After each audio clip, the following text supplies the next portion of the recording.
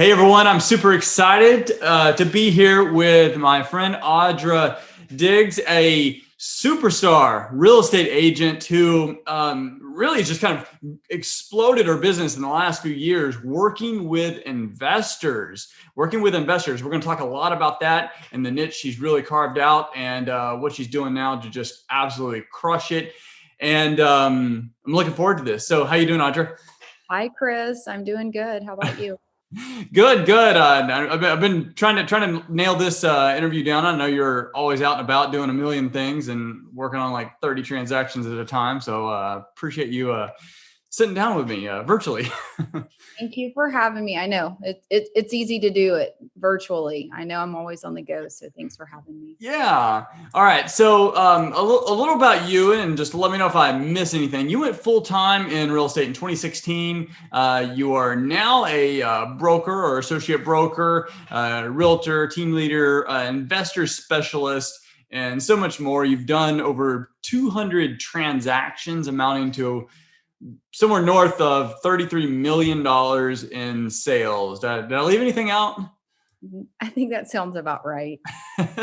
All right. So you found a solid niche working with investors, which is not unique towards for realtors to do that, but there is with a lot of realtors and even investors, there's a gap, there's a miscommunication and a misunderstanding of the two different minds and the two different trades, investors and agents. I find it personally humorous being on the inside looking out, but it's something that exists, and those agents that learn how to coexist within that. And also, if you are both agent and investor, you can really thrive. So how did you find yourself in that niche, working so hard with other investors? Well, a few years ago, I just kind of ran into it. A friend and ended up being one of my good investors as well. Just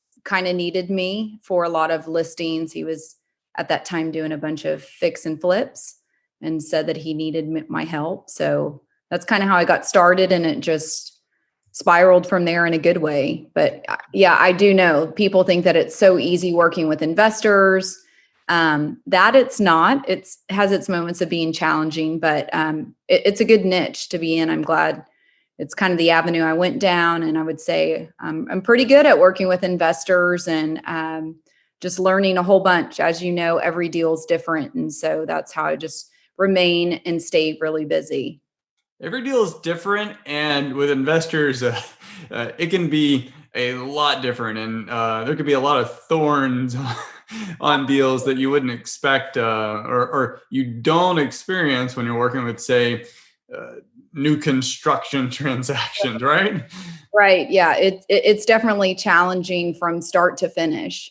And, I'm working on a few deals right now that I thought were going to be finished tomorrow, and we're going to keep going for a couple more weeks, but I am determined to make sure they close.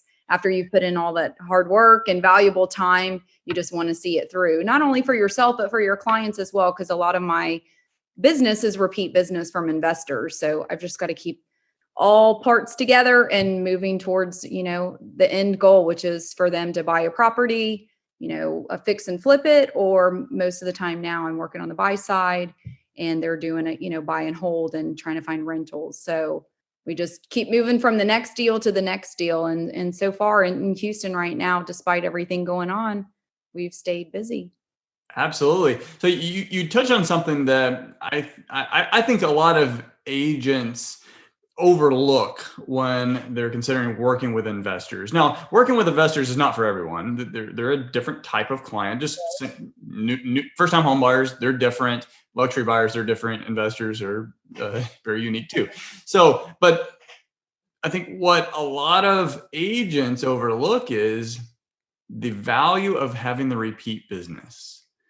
The value of having that repeat business, not just from it's one client, you obviously know and understand their business, what they like, how they do things.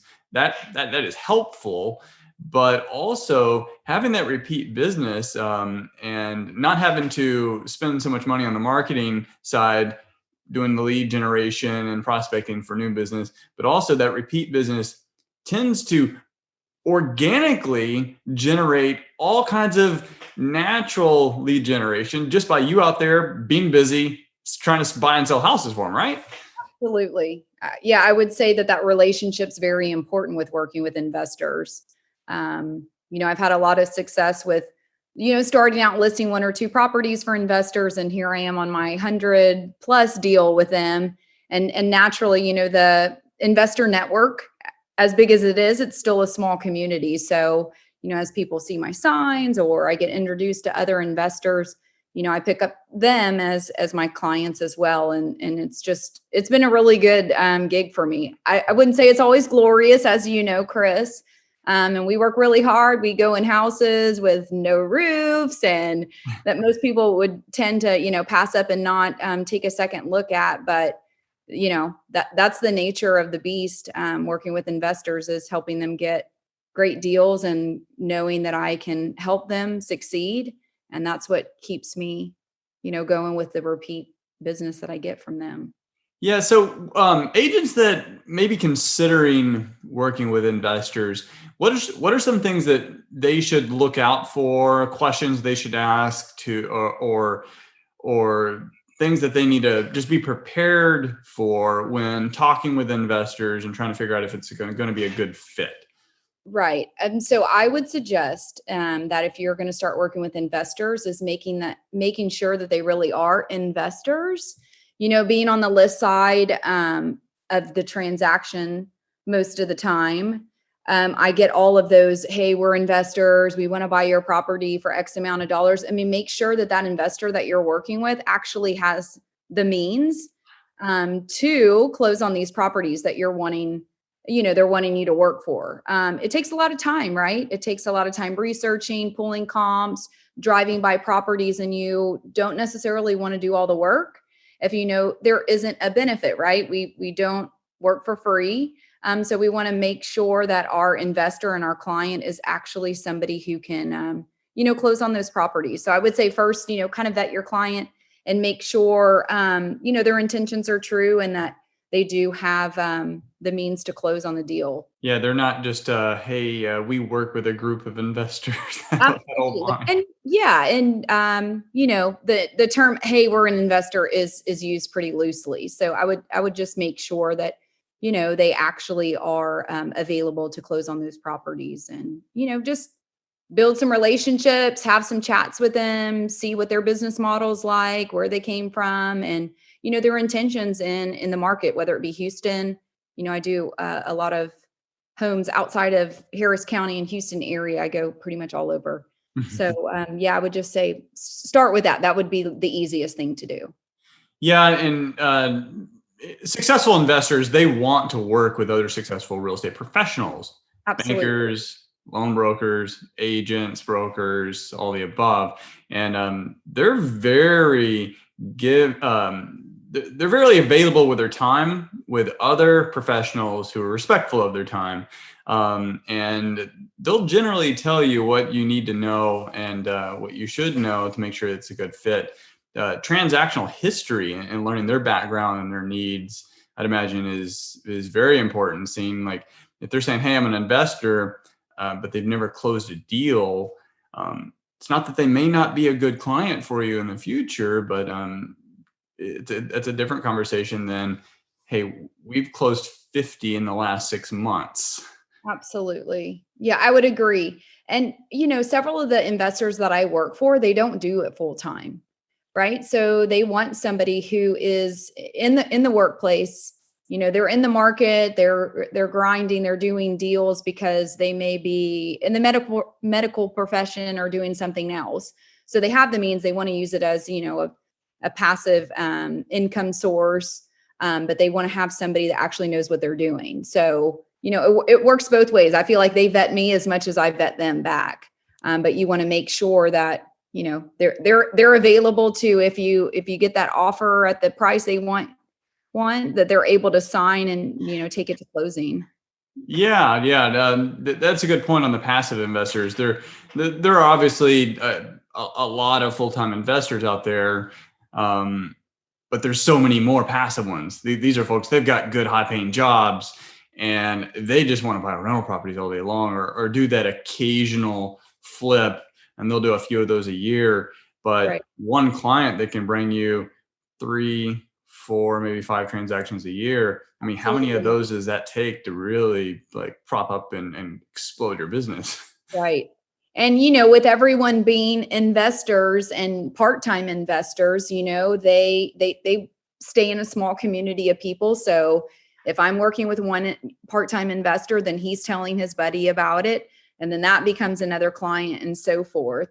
And, you know, for my full-time investors, I would say, like, even though they are full-time investors, they don't want to be on the transactional side. And that's my strength. That's what I like to do. So that's why they lean on me to, you know, have those conversations with the agents, to negotiate, to deal with the inspection, to make sure that, you know, all the parts are working together and we're getting to close. So they know exactly what it entails, but they just don't want to do that. You know, they have other options. They're driving over and, you know, giving me property addresses and things like that, and working on bigger picture things. And Yeah, mine is and it's a work lot of work. side. Yeah, no, it is. It's a lot of work, and that goes back to the misunderstanding with agents and investors. So investors a lot of times will think agents are unnecessary, or they just don't know. It's like they're just an agent. What do they know? Right. I'm this big investor, and then agents will think investors are cheap, or they're scumbags, or all kinds of other Right. things. But and of course, there can be some truth on both sides, but by and large, both of them are professionals, and the ones that are actually really running a business, that's where great partnerships can form. Because Absolutely. I agree with you. And then that's the agents and the investors that know the true worth on both ends of it. You know, they know exactly how much time, how much effort, how much work is involved in me, you know, getting paid my commission. On the flip side, I understand everything that they do behind the scenes on theirs. So I feel like the real investors, the clients that you work with that know your value, you know, they want you to run with that transaction and to kind of, you know, take it and run with it. and some of the most appreciative ones can be the investors that are also agents, and they know full well how much paperwork you get Absolutely. buried with, from pre-listing all the way to like closing compliance with the broker. It's just nuts. Every day I'm in the thick of it. I do it from start to finish. You know, there's definitely a lot of work involved, especially the So amount of volume that I'm doing and how many, you know, deals I'm just, you know, just talking to, and we're in that stage, and how many are actually under contract and how many are, you know, almost closing. So, yeah, it's a lot of work. Anyone who that, says you can do this part-time is totally lying. no, and that leads to the next question I had. So with you're doing a high volume of transactions, and you're able to do that at a high level. How are you managing to stay so productive and so effective, while doing all of that? And then it's not only just high volume, but it's high volume with interesting and unique transactions. Like we said earlier, and investor transactions aren't always the smoothest ones. Like, Correct. what are your productivity hacks? Yeah, that's probably not a good question to ask me right now, because I'm trying to close a few that have been just a big thorn in my side, as you said earlier. Um, I think it's just because I like what I do. I like the niche. I like working with investors. I like seeing a transaction from start to finish, and I'm able to, you know, multitask. I'm able to handle a bigger workload, but, you know, also I have a team. That I am happy to, you know, have new recruits come on and teach them kind of the ropes. And, you know, if I get a house that's in a area not far from me, I'm happy to work that. But I'm also, you know, if it's further away, happy to give that to one of my teammates. So we kind of all just stay in communication with one another. But I Yeah. think it's just that I like what I do and I like to stay busy. Uh, it was Mike Rowe from Dirty Jobs. I think he said something to the effect of, it is good to love what you do, but also or to do what you love, but also to love what you do, and they Right. can be different. But when you find yourself actually just learn, whether you're learning and actively trying to love what you do, or it just comes naturally, it does change your whole perspective on the various tasks and responsibilities you have, because you just learn to love it and do really, really Right. well at it. And it's funny how success tends to snowball once that mindset change is made. Right. Or you just wing it and people think you know what you're doing. I mean, whichever you prefer, Chris, I don't Yeah, know. there's that. Every transaction's different. So you learn something new every time. I'm also a mentor with the brokerage. I'm with EXP. So I help a lot of new agents. And that's just one thing that I always tell them, that as long as I've been doing this, I've been in real estate for over 15 years. Every transaction's different. You're going to learn something new every single time. Whether you have a single family deal, a lease, multifamily. I'm working a land listing right now. It's just always something new and something for you to learn and just take that to the next transaction. And I think the biggest thing for us, and what I always tell my mentees and anybody on my team, is just to communicate with the other agent and to also communicate, with your client. Yeah, so communication is very key. Absolutely. It's most miscommunication problems happen because not necessarily it was miscommunication. There was probably no communication, Right. uh, and a lot of that can be mitigated. But so with your new agent, so you're with EXP Realty. You're a mentor with your experience, just dumping value on these new agents that are coming in, I mean, we're a crazy market already. Just COVID and all, election season and all kinds of other just crazy stuff going on. Plus the market's hot. Plus it's Yep. competitive. And then we've Right. got lots of little tech disruptors out there with the iBuyers and all that. So what advice do you have for new agents coming in, just to prepare them on how to build the fundamentals for their business to succeed in their really the next 12 to 24 months as an agent? Yeah. And maybe I jumped the gun and kind of, said those things just a minute ago, before you actually asked me the question, but it up again. And what I'll stress to any new agent is just, communication, and also able to, keep every deal, together. Multitasking is really big, but also communication and just keeping everything, straight and organized, because with the amount of deals that I do, they're all at different stages. Mhm. So just, take one deal at a time and just, work it and continue moving on. And, even if you come up with something unexpectedly, there's always a way to try to make it work. And I always tell the agents, like, when in doubt, try your hardest to keep the deal together. Communicate with the other agent, try to come up with any ideas. I was just messaging with one of my mentees today, and we were just trying to come up with some solutions to an issue that they had with appraisal. Just work with the other agent and try to get everybody on board to try to keep the deal together, because where there's a will, there's a way, right? At some point, time or money can help any situation, and is certainly communicating. Yeah, and that first deal for a new agent, it's so powerful. Correct. Like it's like it's their, not necessarily their, I don't know, not their first, it's like their first home run, I guess.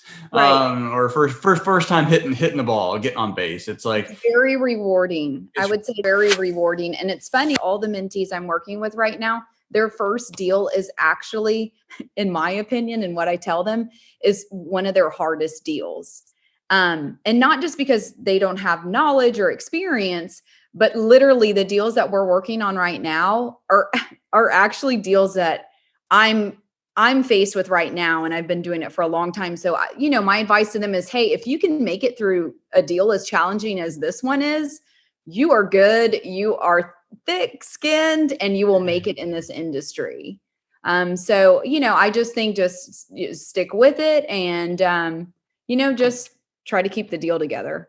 Yeah, and you learn so much on that first deal. And the same goes for the investor.